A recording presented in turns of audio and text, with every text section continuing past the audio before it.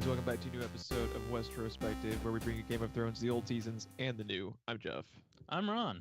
We're doing better than last week. I have not fucked up the intro yet. You did fine on the intro. It was the outro. We'll see what happens once we get there.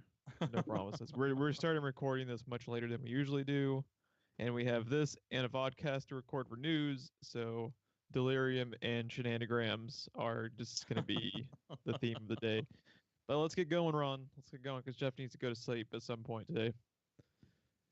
This is episode 8, season 2, Prince of Winterfell. And this is a good episode, but I really can't wait till next week, because it's one of the big ones. Oh, I know. I know. This one. It's one of them that even, where we currently are in the show, you and I still talk about. So, yeah, I cannot wait. Next week is just going to be us just geekgasm all over Blackwater Bay. I can't fucking wait. But yeah, let's go ahead and get started on this week's episode. This is a lot of setup for next week's episode, which isn't a bad thing, because Game of Thrones is dialogue porn the show. Pretty much. So there's still good stuff to be talked about. The episode opens up where Theon is back at Winterfell.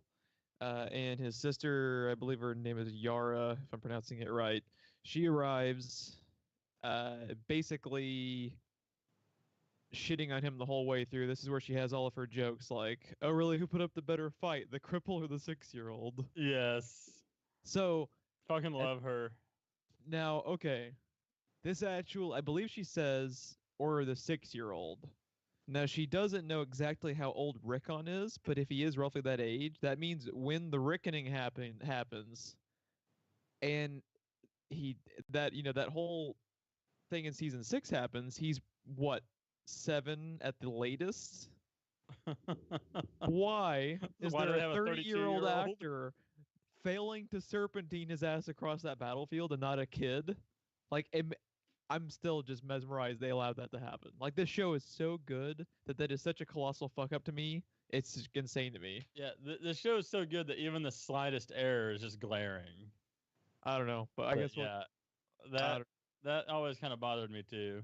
It's just we've always talked about it. He's even younger than I thought he was. Yeah.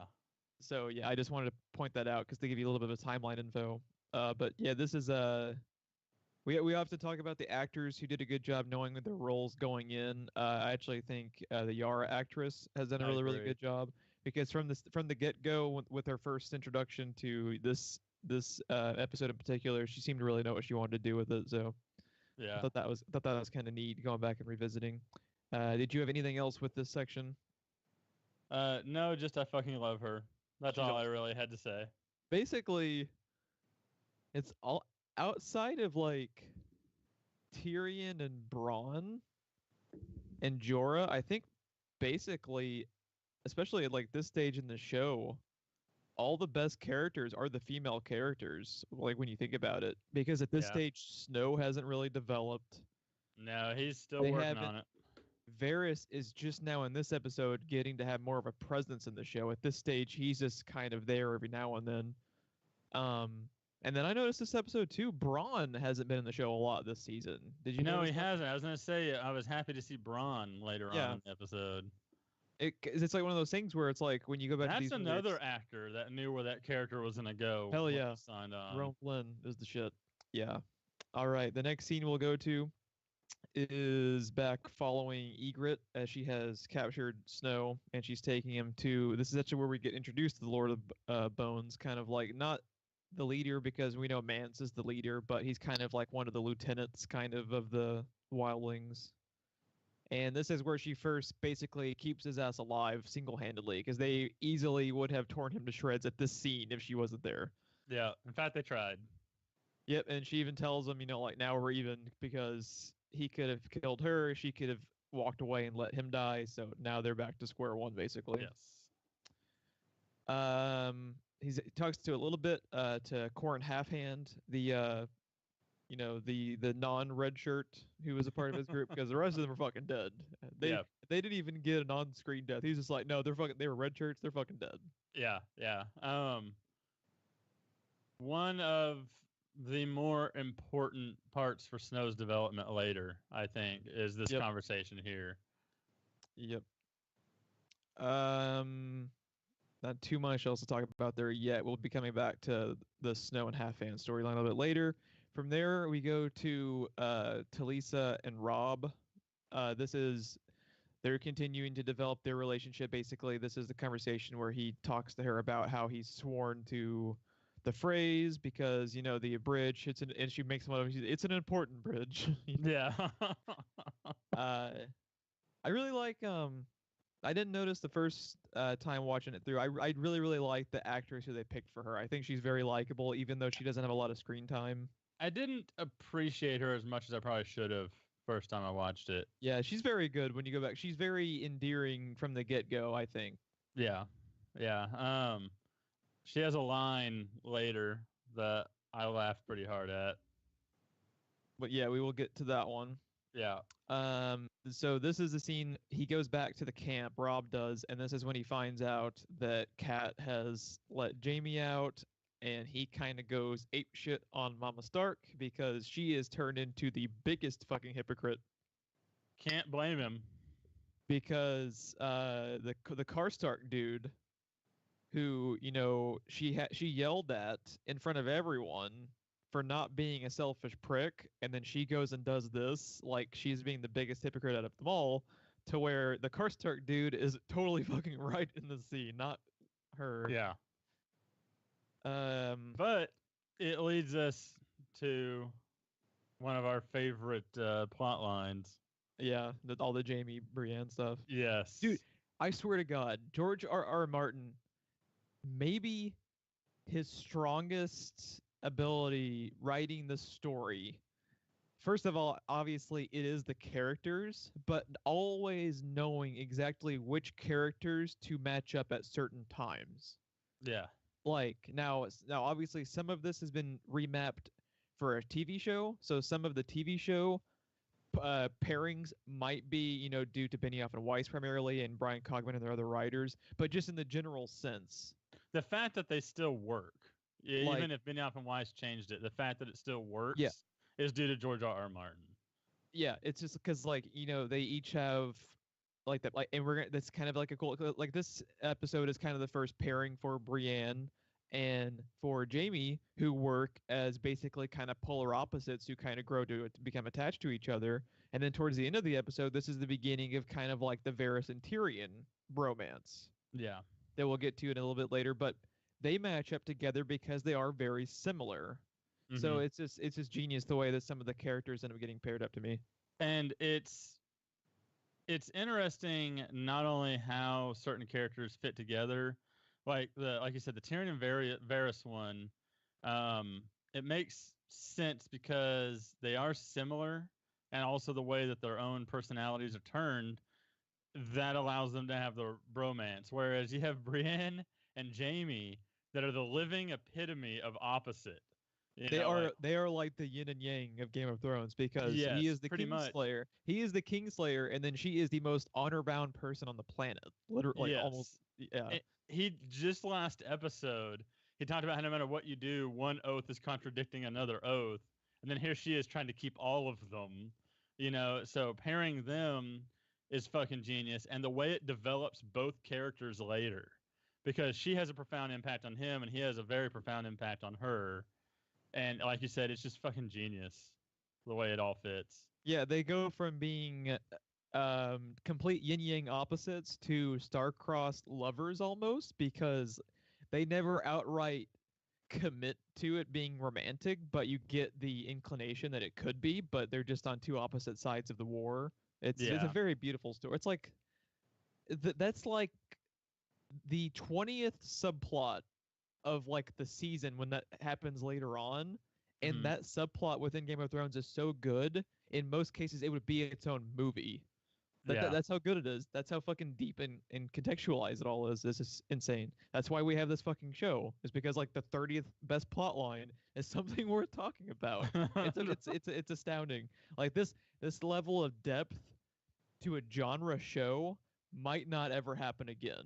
And not only that 30th subplot or whatever that's going on in an episode is still usually a lot more interesting than some, grade A movies out there. Like that's why It's I don't insane. I don't think we will ever have something this rich as far as a genre property to where we could do an entire retrospective series on everything and then find something to talk about in stuff that isn't even happening yet because it just they're laying the groundwork for it all. But it's just Yeah. it's mind blowing. It really is. Rob basically puts Kat on house arrest, and he's totally right in doing so because it's awesome for us as fans, but this is a colossal fuck up what she's done. Like, Yes. cannot be overstated. Especially after she just had that confrontation with the car start guy. Like 20 minutes later, she's like, he's gone. He's gone. Yeah. So To her credit, though, she fucking owned it. She's like, yeah, I did it. she, I did like it was kind of cold, but she kind of like uses cold logic against him because she's like, no matter what you do, your son's still dead, but mine are still alive as far as she knows. Yeah. So, but at the same time, she is right for their family, but he was their biggest, trading piece and Yeah. their most valuable asset as far as like a trading piece type of thing. But yeah, the next scene is the very beginning of Jaime and Brienne on the road. We could quote the entire back Real and quick forth. before we get too far from it, on the Catelyn thing, another thing that's almost beautiful about that scene, from the perspective that they're at war, like she's at fault, like she's in the wrong. But technically, from where the characters stand, no one in that room was wrong. You know what I mean? Like she was saying, I have 5 children, only one of them is not captive, and yeah, she was like, yeah, your kids are dead, which matter of fact they are, and mine aren't, and like you understand why she did that, and she's technically not wrong. She's correct as a parent. It's just not She's correct correct as for a their parent. war efforts. If it weren't for the fact that they were at war and she wasn't happening the war effort, but like from a character standpoint, Yeah, no she's one in being a that mom. room was wrong. She as a mom, you can't blame her at all. Yeah. So the next scene is they go to the very first Jaime and Brienne on the roads, and like I was saying, like the whole scene, every bit of dialogue could be quotable because fucking dude, that Jaime actor Nikolai Coster-Waldau. I'm sorry, I'm probably butchering his name, but god damn is he so good at He's every just line. Jaime. He's just always gonna be Jaime. He's so good at delivering every fucking line. Like you're much uglier in daylight. Like that one made me. um, yeah, there's really not much to say because I think we kind of delved into their relationship building a little bit earlier. Did you have anything else to add at this stage? No, there's not really anything much to say here yet. All right.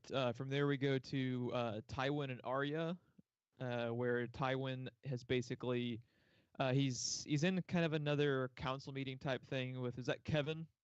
Is Yeah. that Mr. Lamest Lannister ever? Like Tyrion and Kevin. Yeah, Tyrion, Tywin, Kevin, son of Kevin. Tywin. Yeah. It's like Geoff, son of Tywin. I did want to write down one line because they're talking about the war efforts on their end because at this stage they're kind of more bone than anyone because they have in the field Rob's army to worry about while the kingdom is about to be mercilessly attacked at King's Landing by Stannis. Yes. So he's just like he's kind of scrambling at this point because I believe if it's not Kevin, it's one of his closest council members. They're suggesting they need to abandon King's Landing, but because of the family name, he will not let that happen because his quote is, "A king who runs will not be a king for long." Right. So he is willing to risk his entire family line to ensure the family line is still a respected name. Yeah, and I also loved the argument. I think someone brings up that he's a boy, and he points out that he's a boy that's never lost a battle yet. Yeah, with Rob. Yeah. Yeah. So he doesn't know enough to be scared. Yes. Yeah. He has no reason to fear anything at the moment. So, Tywin recognizing that, I love though the crossroads that they're both at, because Rob says later he doesn't know if he should march north or march south because Winterfell.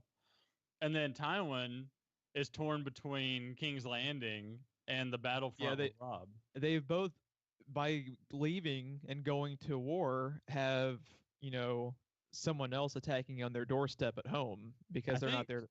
Was it last season that Robb said that he's a king that doesn't have a castle because Winterfell's fallen? Something like that.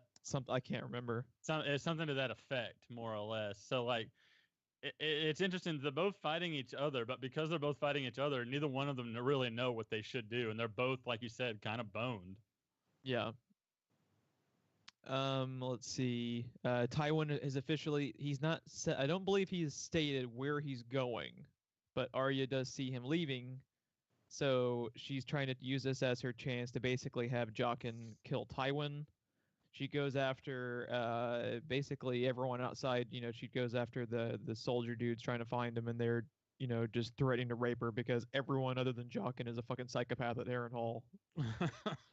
By the way, every time they walk around Harrenhal, there's just bodies strung up everywhere. Harrenhal has to be the smelliest place on fucking Westeros. Now, the ones that she's talking to, those are the other two men that were in the carriage that was burning, right? Along with Jaqen? Probably, but I don't know if they're the same actors, but I believe they're meant to be the same characters. Yeah. So, that's what I was thinking when I was watching it, because the way she's talking to them. Yeah. And the fact that there's two. She goes and finds Gendry and Hot Pie, and Hot Pie basically tells her, I saw him, he's out on patrol, he's not here.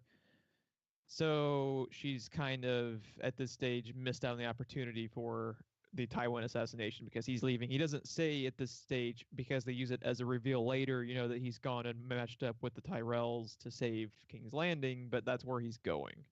Mm-hmm. Did you have anything else to add with this section of scenes? No.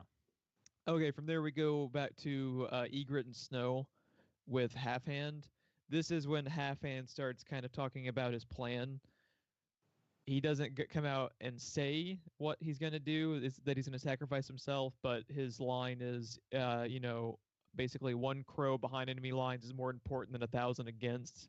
So he's setting up Snow basically to, like, you can kind of take it as he's setting up to try and kill Snow at this stage, just because, we know with hindsight that it ends up being the other way around, but if you're Snow, you don't really know what his idea is at this stage. Right.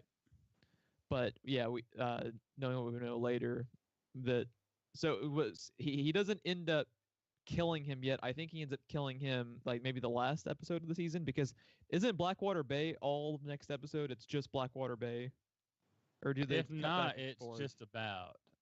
Yeah, it's either next week or one of the next 2 episodes, I think, is when he actually does have Snow kill him. But did you have anything to talk about the idea being planted of it right now? No, not really. Knowing what we know now, I mean, there's, other than the setup for what's coming at this stage, is really not a lot to say about it. Yeah. Other than Halfhand's fucking genius, if that's what he's planning, like he's going about it in all the right ways. He's fucking committed too. He's just like, he's so committed to the Night's Watch, where it's like his life. He even has the Ned Stark jab in there. His life versus the cause. There's no comparison for him, because he is like, he's basically Snow if Snow didn't have his head shoved up his ass. Like he's kind of in a way who Snow becomes a little bit. Yeah, he's super committed, but he's not. He doesn't have like that nobility, stuck-upness about him. The issue with Snow, and all of this is going away slowly each episode now, is just how naive he is. Like, his heart's always in the right place. He's got the skill, but he's just so naive. Yeah, about the world. He's always just lived at the castle in Winterfell. He doesn't have the mind, and he doesn't have the mindset, and you can argue, he doesn't have the mindset until he's resurrected, because he's still, he still is kind of doing things that are right, but not being aware of the consequences. Yeah. From there we go to one of the best scenes of the episode. This is the Tyrion and Bronn and Varys scene, Yes. where they're talking about, like, I love the pronunciation of the author of one of the Siege books, and they all keep going back and forth on what the fucking pronunciation is.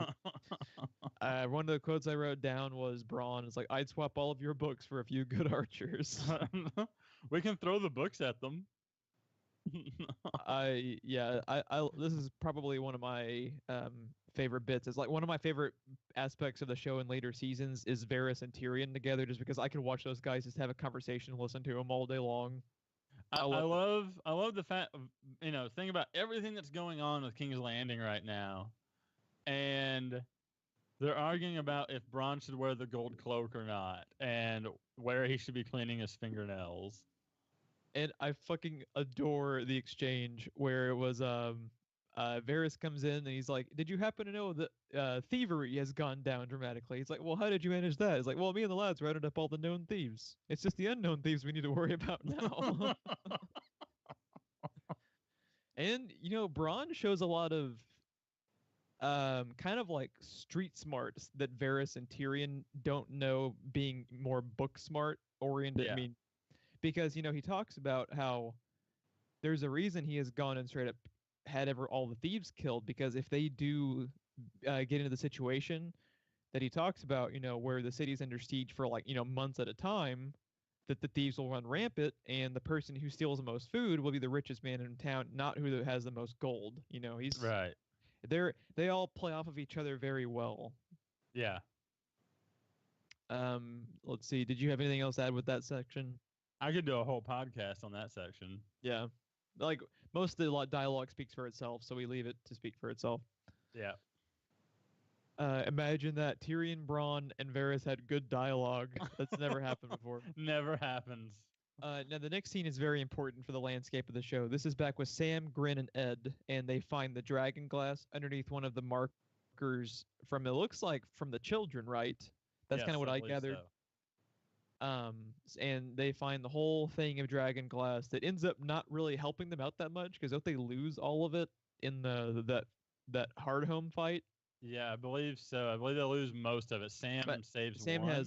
Sam has like one left, and he uses it in the meantime. But from now on, which I think the reason at that stage later on that they lose the dragon glass is to add more emphasis on the actual dragons that are on their way.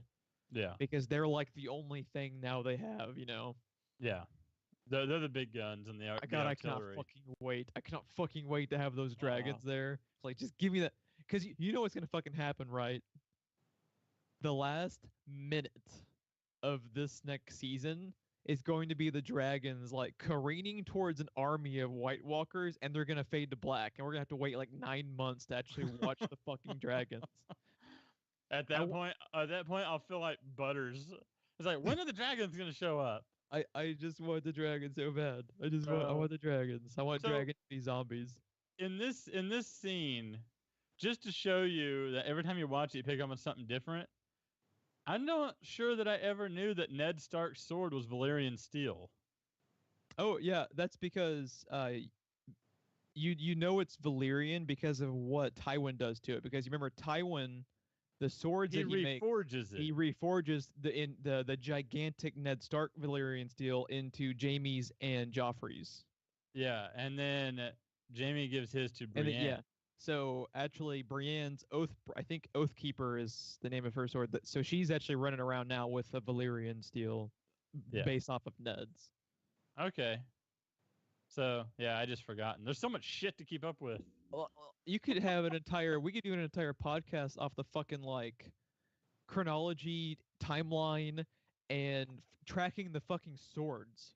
Because the sword, like, fucking Snow's got Jorah's sword that was supposed to have gone to him. Brienne's got, it's all fucking switched, like, Sam steals a Valyrian steel sword that's supposed to be his birthright. Yeah, it's just insane. Let's see. We go back to Arya and Jaqen. This is one of my favorite Arya scenes. Yeah, this is because it's fucking genius the way she works this out. So she has one name left, and she names Jaqen, and the look in his eye when she names him, because of how committed he is to his I guess what would you call like his religion basically? Like Basically. their assassin religion. Like that's basically what he is. The look in his eyes, he's like, "Oh, you bitch." I think this is probably the first time he gets the inclination of what he ends up doing as far as training her later. I think that's the first time that, and then also, I think also by the look in his eye, she's the first person that ever had the upper hand on him. Because it did not look like he was used to someone having the upper hand on him. Yeah, it's kind of interesting. It's like I think Jaqen and Tywin end up in this season kind of respecting her in the same way. Yeah. In that they respect how she has for like a 9-year-old girl, however old she is supposed to be, she's pretty fucking clever. Yeah. Um, Except at posing as a lowborn. yeah. Her and her Out, reading. yeah, outside of that, which is kind of funny is because she's so awful at hiding in plain sight, and she ends up being able to change her fucking face just after like a period of months or Yeah. I don't yeah. So Not to mention her culinary skills later. So at this stage, she names Jaqen, and she says she will unname him if he helps the three of them escape. And he tells them to leave the castle walls at midnight, something like that. And did you have anything else for the Jaqen Arya section? No, not really. All right. From there, we go to one of the other best scenes in the episode to me is Tyrion and Cersei, because like Jesus Christ, they were so good together, especially in this season. As awful as these scenes always are, I always love to see Tyrion and Cersei together. Yeah, it's like they're such pros at acting that you actually totally buy that they've been living as brother and sister together for Yes. 30 years, And you almost feel like one of the servants in the room, because you're just almost uncomfortable even listening to them go back and forth. Yeah, It's just I can only imagine being someone standing in the corner of the room with them actually. You're just like, oh god, because every time they it's open like their mouth. because they have one moment where you see Pod, and then Pod laughs at a joke that Tyrion makes. Yeah. So cut ahead like 45 seconds later, and then Cersei literally marches in a fucking prisoner, threatening to murder her, and you're just like, whoa, Yeah. That conversation went downhill fast. Yeah, I do love like the Tyrion line where he's like, "Oh, I think you have above average intelligence." Like, a really really good case of our infamous thing, and we always point out is acting without saying anything. Though is Peter Dinklage when she thinks she totally has him by the cojones, and then she marches in rows, and then the look on Dinklage's face as he like has this thing like he just the most subtle of reactions of relief without giving it away to the person sitting next to him. Like it's just like a subtle twitch of his eye, but it's so good. Um, Now this is important too because Tyrion plays it off like she has the upper hand, to let her basically stop looking for Shay because she already thinks she has her girl. Yeah.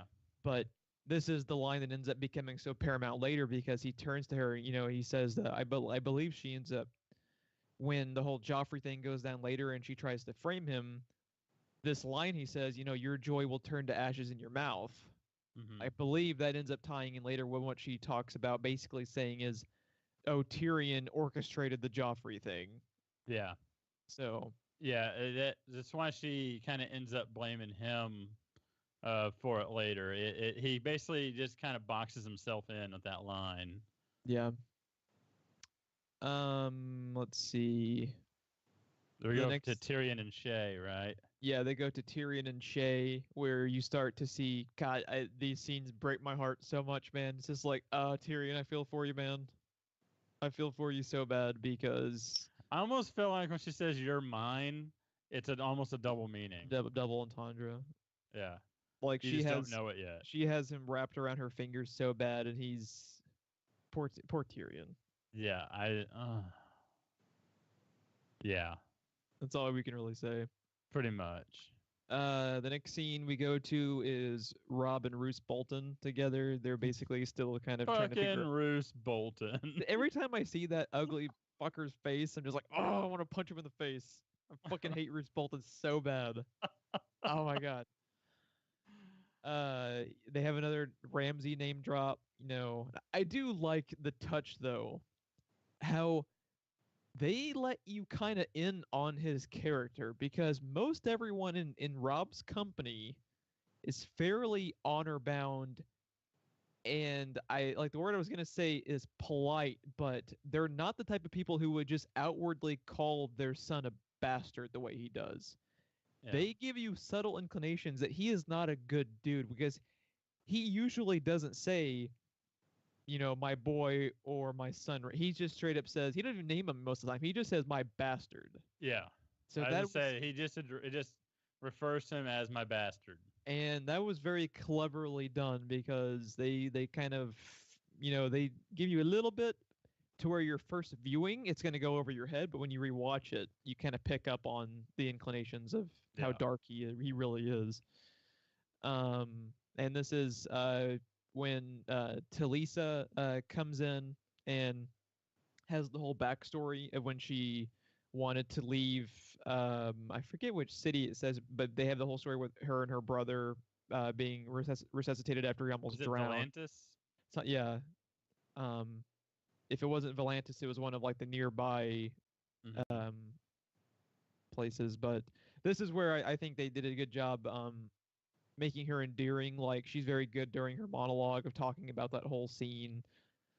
It just sucks that you literally can't. Every romantic through line of this entire season ends awfully. Yeah. For everyone involved, either whether you live or die, it ends awfully for everybody. Did you have anything else to add with the Talisa and Rob stuff? This is where she has like one of my favorite lines of the episode. Because it just made me laugh when he says that he doesn't want to marry the Frey girl. She's like, I don't want you to marry the Frey girl, but you have to because you needed the bridge. I hope it was a pretty bridge.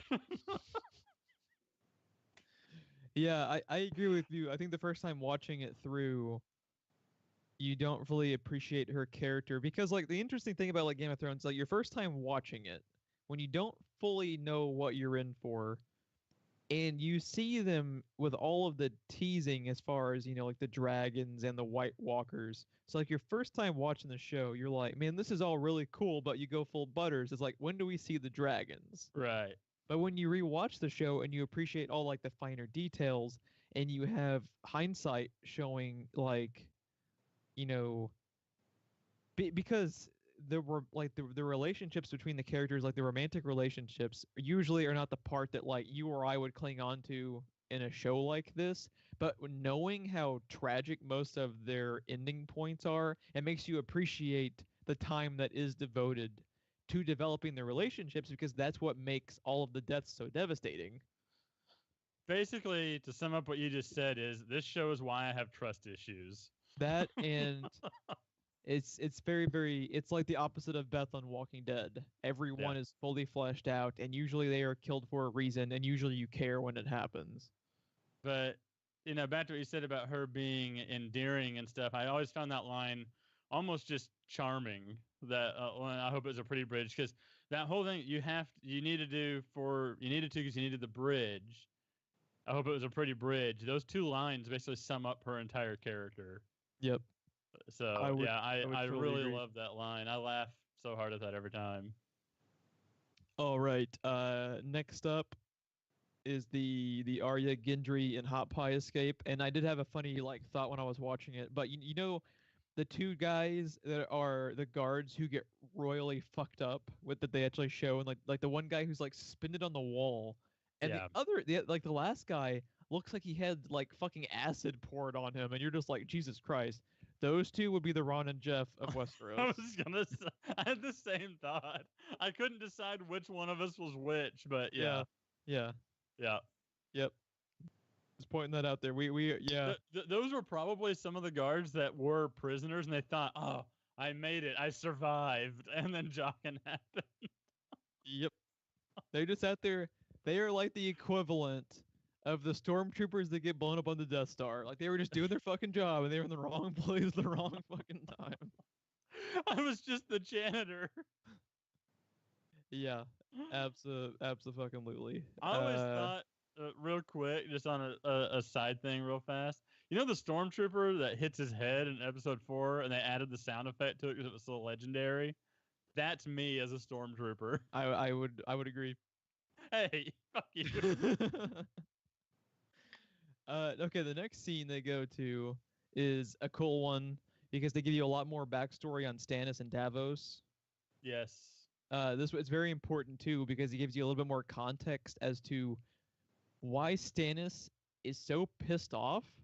Because when you think about it, most of the time, they just kind of shown him as pissed off without giving a ton of. Because the thing is, at this point, all they've ever really established is that technically he should be next in line for the throne, but they don't go into any more detail until now, because this is when you get all the backstory as far as Storm's Inn was the place that, Robert had him hold, and he did his job so well to the point to where they almost all fucking starved to death.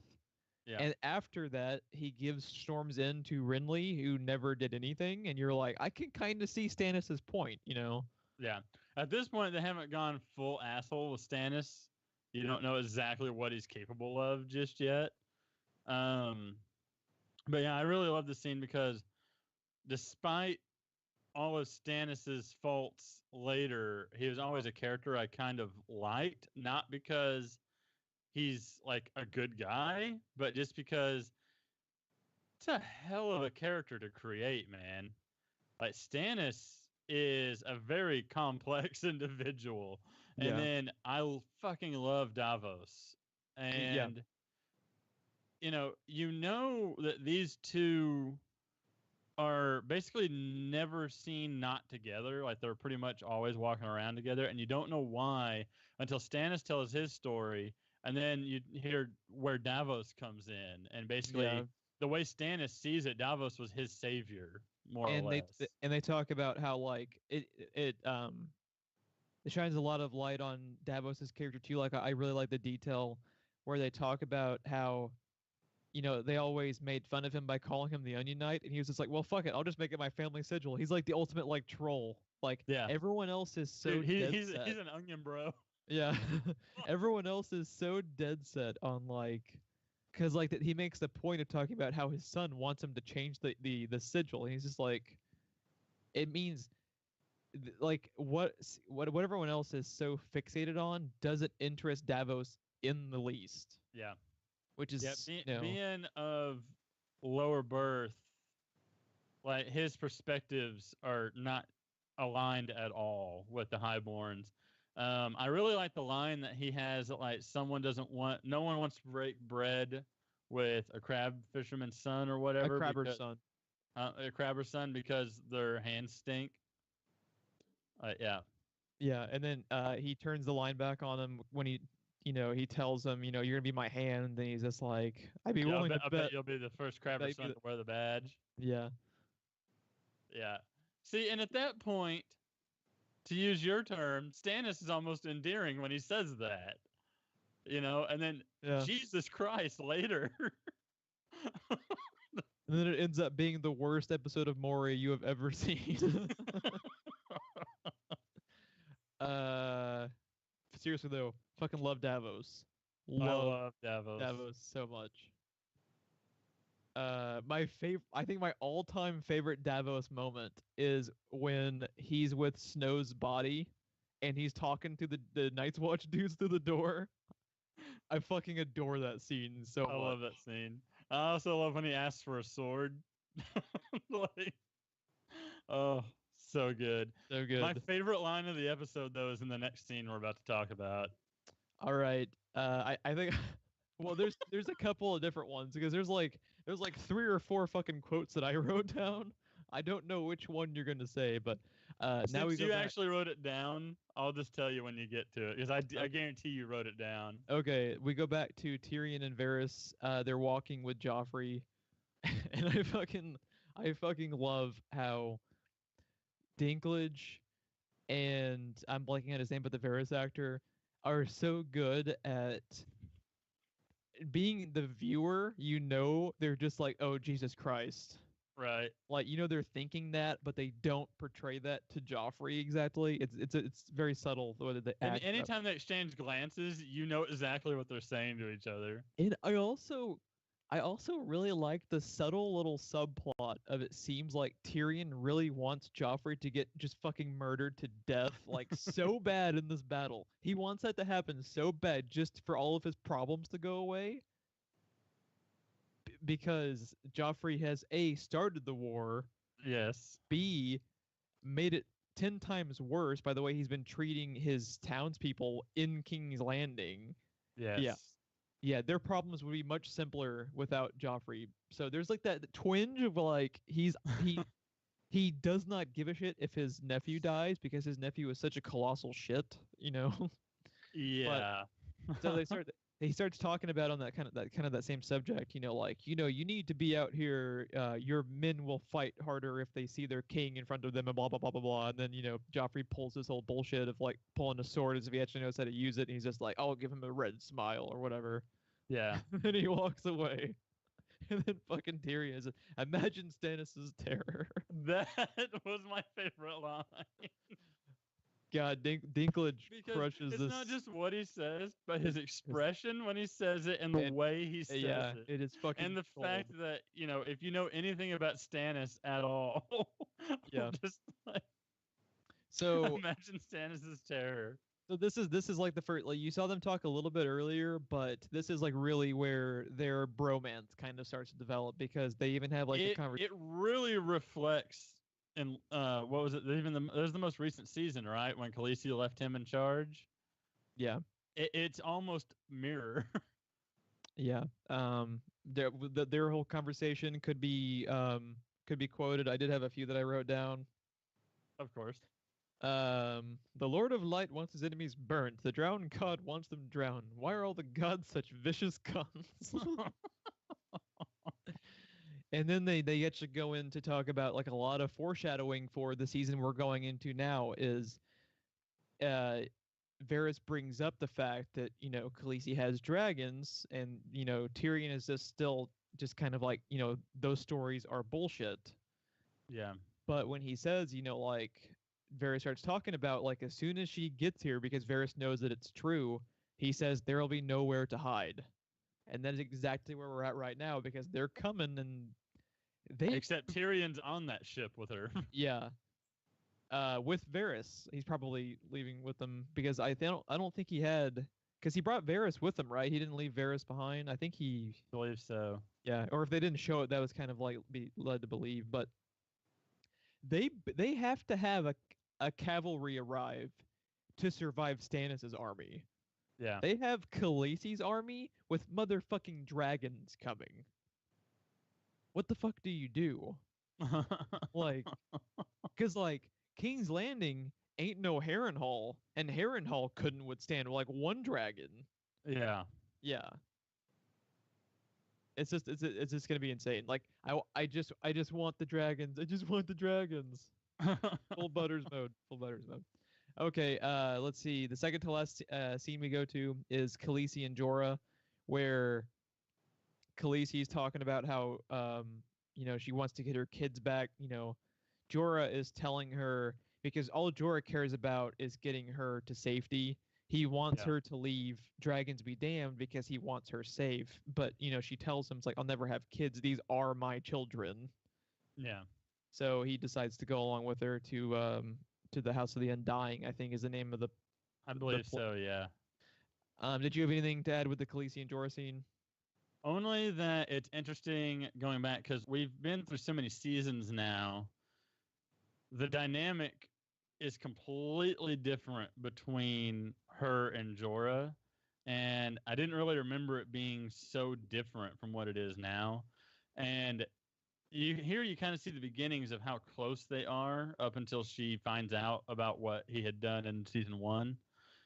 Um, because you can tell like she's kind of being a total bitch at first to him, and then with her back turned to him, her face is just kind of like, oh, I shouldn't have said that to him. And then like she turns back around, and the way that she kind of turns the conversation around, you just it's interesting. I didn't remember their dynamic between those two characters being so different at first.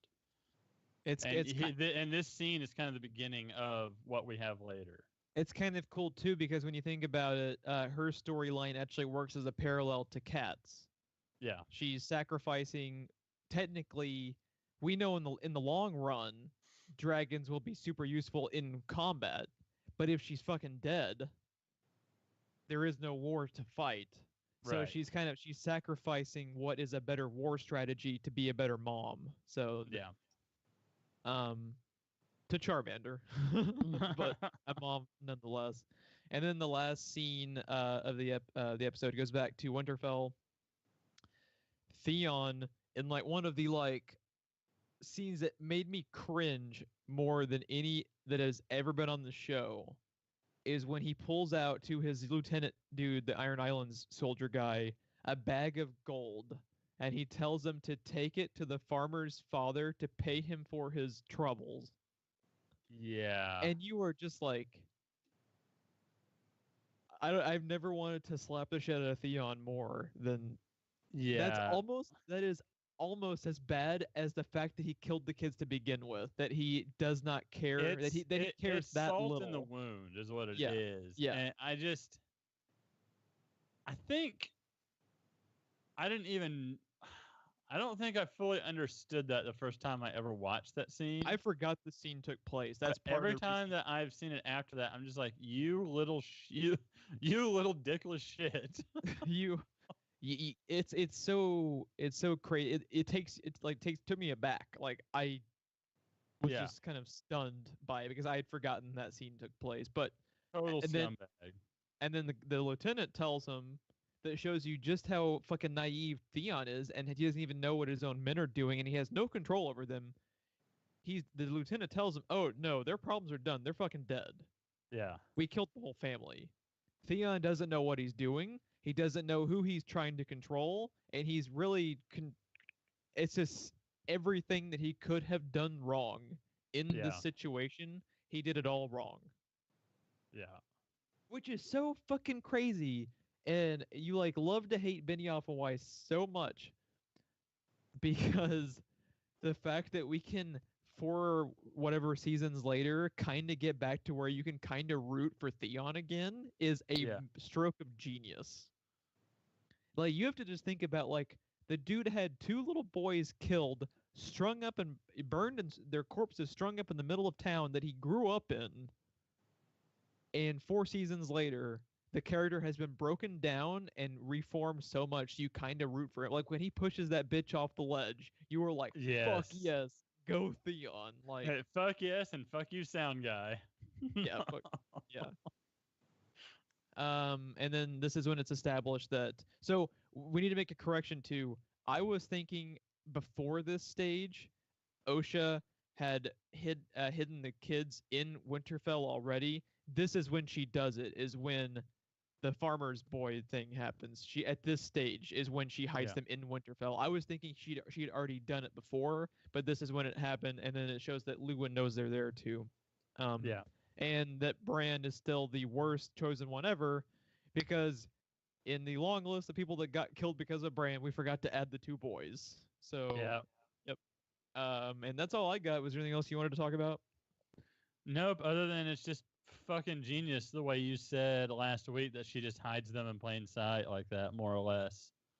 Because I mean, why would you ever search there?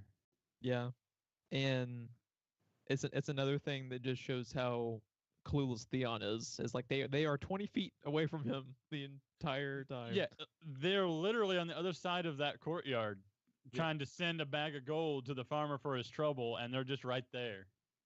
Yep. And the kids are hidden. Osha's walking around.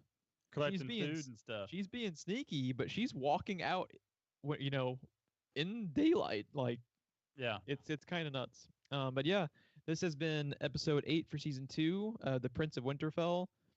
The title was also this is one of the first ones that they did, like the clever use of like all the double entendres, because the Prince of Winterfell can apply to Theon, who they actually call it out towards the beginning because Yara's making fun of him. It can apply to Bran. It can apply to Robb. It applies multiple ways throughout the episode as far as who it's actually referring to, and that's part of the reason it's a clever title. But yeah, if you'd like to check out some more, please like and subscribe. I'm sorry, did you have anything to add? Nope, douchebag. Nope, sorry. It's like 1 a.m. and we have a whole other show to record, so I'm trying to get us out of here. Please like and subscribe. That gets you all of our content in addition to the Game of Thrones show that we do. We also have Let's Plays you can check out. Currently, we're playing Rise of the Tomb Raider, which includes alcohol, which we are doing for all Let's Plays now because we are way funnier, not sober. Oh, God, yes. And stuff. We did complete tonight's watch of season 6. That's up if you want to skip ahead a little bit while you're waiting for us to continue season 2. Social media links for Facebook and Twitter are in the description below, and please share us out. We'd really appreciate it. For this night and all the nights to come, I am Geoff and didn't fuck up the outro. I'm Ron, and now this watch is ended. We did it. We did it. We did it. We did it. We said the thing. We said the thing.